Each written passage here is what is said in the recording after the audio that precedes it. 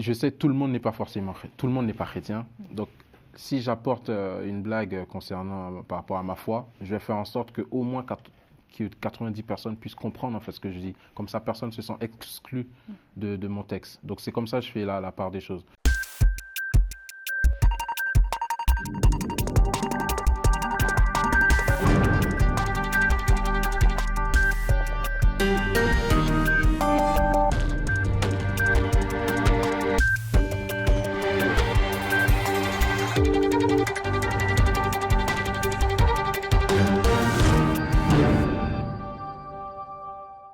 Bonsoir à tous et bienvenue dans l'entretien du jour. Aujourd'hui, on reçoit un humoriste qui commence à faire sensation, Loïc Clerget. Bonsoir. Bonsoir. Alors, vous êtes la nouvelle voix incisive donc de l'Itano Comedy Show qui aura lieu ce 19 octobre à l'espace Reuilly avec donc plusieurs humoristes et des guests en artistes. C'est un événement qui approche quand même à grands pas. Comment vous sentez-vous à quelques jours de ce show? Donc, déjà, merci pour l'invitation. J'ai vraiment hâte de monter sur scène, d'être avec des artistes si talentueux. Donc vraiment, je remercie l'Itano Show de m'avoir choisi pour cette édition-là. Voilà, j'ai très hâte. Et d'ailleurs, il faut souligner que c'est quand même l'un des seuls plateaux humoristiques de chant afro et même d'humoristes caribéens, afro-caribéens à Paris. Est-ce que, comment ça s'est passé le recrutement? Parce que vous avez passé un casting, c'est une première. Comment ça s'est passé? Donc il y avait déjà l'Itano de la deuxième édition que j'ai vu sur les réseaux l'année dernière. Je me suis dit, j'aimerais bien participer, donc j'ai envoyé un message. Ils m'ont fait comprendre qu'il allait avoir un casting bientôt. Ce que j'ai bien attendu et j'ai participé dans ce casting. Il y avait au moins une dizaine d'humoristes et j'ai été choisi. Donc, voilà. Et quel sketch a fait la différence? Ils ont beaucoup apprécié les scènes, les textes. J'ai deux textes qu'ils ont vraiment appréciés. C'est lorsque je parlais de mon expérience à la salle et aussi de mes 10 ans de mariage. Donc comment je vois la vie de couple. Et d'ailleurs, comment avez-vous vécu cette sélection? Est-ce qu'il y a eu un peu de stress? Vous êtes allé un peu en freestyle? Non, je ne suis pas allé en freestyle. J'ai bien préparé ma scène. Il y avait un peu de stress avant de passer devant un jury. Il y a un jury de 4 à 5 personnes. Donc, il fallait jouer comme s'il y avait plusieurs personnes. Donc, il y avait des règles à respecter, pas mal de choses que je ne vais pas révéler, mais il y avait un peu de stress, mais je suis content, ça s'est super bien passé. Et là, pour ce 19 octobre, qu'est-ce que vous espérez apporter sur le plateau? Parce que vous avez, été recruté parmi des dizaines de candidats et vous allez vous retrouver auprès d'autres humoristes. Vous espérez apporter quel truc? Franchement, je veux rester moi-même et apporter ma touche d'humour. Je trouve que chaque humoriste a quelque chose de différent à apporter. Donc je veux que ma différence puisse se faire remarquer. Vous n'avez pas assez peur, un peu intimidé des autres humoristes? Non, j'essaie de pas penser à ça parce que de toute façon, quand vous montez sur scène, vous êtes seul. Donc les autres humoristes sont soit devant vous, soit dans les loges et tout. Donc il faut juste donner de son meilleur et pas oublier que les gens sont venus passer, généralement, les gens sont venus passer un bon moment. Donc nous aussi sur scène, on est venus passer un bon moment. Et en parlant d'ailleurs d'humoristes, est-ce que vous pouvez nous dire un peu, nous parler des têtes d'affiche qui seront sur place? Oui, par exemple, il y aura Laetitia, il y aura Amy, il y aura aussi Dave. Donc Dave qui est mon pote, on joue assez souvent ensemble.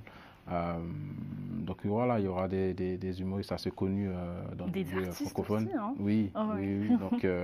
Donc vraiment, comme j'ai dit, j'ai vraiment hâte d'être parmi eux. Et je suis quelqu'un qui croit lorsqu'on est entouré des personnes qui sont très bons dans ce qu'ils font, ça nous pousse à nous-mêmes d'être meilleurs dans ce qu'on fait aussi. Donc voilà, j'ai hâte. Il faut souligner que vous êtes caribéen, vous venez donc de Saint-Martin et vos sketchs abordent justement ces différences culturelles, surtout dans les relations. Qu'est-ce qui vous a poussé à en parler?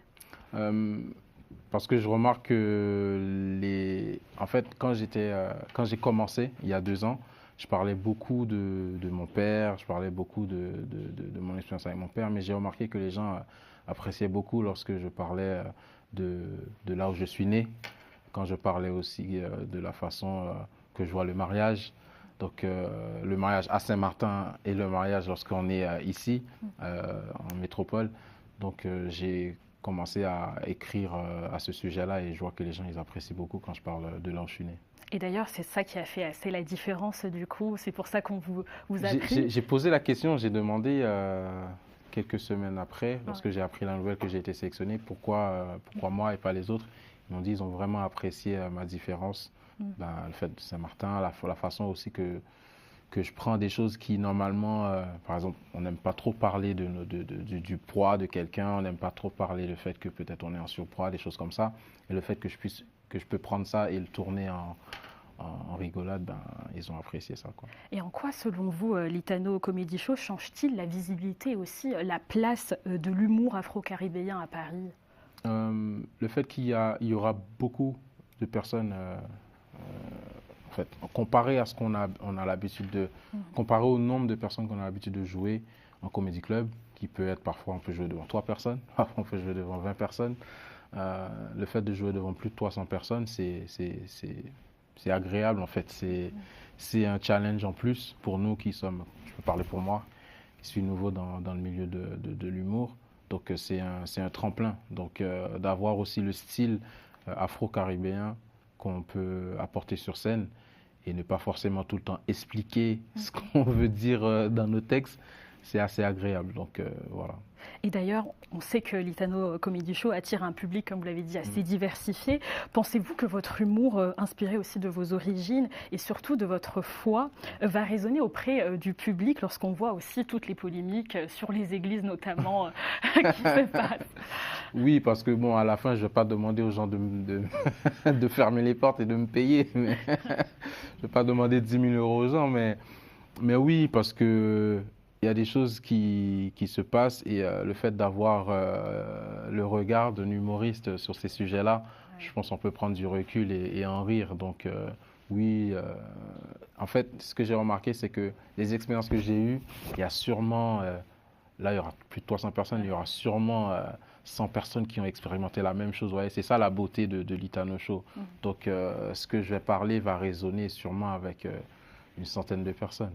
Et d'ailleurs, comment arrivez-vous à mêler la foi et l'humour tout en restant assez percutant? Parce que tout d'abord, il faut savoir, il faut avoir du caractère, il faut savoir qui vous êtes. C'est pour ça lorsque vous avez des valeurs, il faut garder vos valeurs. Et à partir du moment que vous gardez vos valeurs, vous pouvez parler de certaines choses tout en gardant vos valeurs. Donc c'est pour ça qu'il faut avoir du caractère. Donc pour moi, il n'y a pas de... En fait, je sais que tout le monde n'est pas chrétien. Donc, si j'apporte une blague par rapport à ma foi, je vais faire en sorte que au moins 90 personnes puissent comprendre en fait ce que je dis. Comme ça, personne ne se sent exclu de mon texte. Donc, c'est comme ça que je fais la part des choses. Je peux parler de ma foi, je peux ne pas parler de ma foi, mais je veux qu'à la fin de la soirée, parce qu'on ne pourra jamais plaire à tout le monde, mais qu'au moins 90 personnes puissent comprendre en fait là où je voulais en venir. Loïc Clerget, on arrive à la fin de l'émission. Avez-vous déjà entamé quelques répétitions ou des rencontres avec les humoristes présents sur l'affiche? Non. Et je ne sais pas s'il y aura des répétitions parce que ça sera pas c'est pas une pièce de théâtre, donc chacun a son texte. À part peut-être les moments de filage. Peut-être quelques jours avant, on va faire des filages pour savoir qui va passer avant, comment il termine sa phrase, sa blague, pardon. Et comment rebondir peut-être. Parce qu'on peut toujours faire des rappels. Non, il n'y a pas de répétition. Chacun arrive avec son texte et on fait le travail. Et d'ailleurs, pour conclure l'émission, qu'espérez-vous que le public retienne, là, jusqu'à présent, de votre prestation de l'Itano Comedy Show? J'aimerais bien que le public puisse voir que même si on est jeune, on peut faire des belles choses. Parce que même avec l'âge que j'ai 10 ans de mariage. Quand je dis ça, parce que je me suis marié très jeune, de montrer qu'on peut quand même faire des belles choses lorsqu'on sort un peu de la galère, quoi. Merci beaucoup Loïc Clerget et rendez-vous donc le 19 octobre pour donc la 3e édition de l'Itano Comedy Show, à l'espace Reuilly 12. Donc on reste connecté. Merci d'avoir accepté notre invitation. Beaucoup. Merci à vous de nous avoir suivis. Bonne suite de programmes sur Global Africa Télé Sud. Merci à vous de nous avoir suivis et bonne suite de programmes sur Global Africa Télé Sud.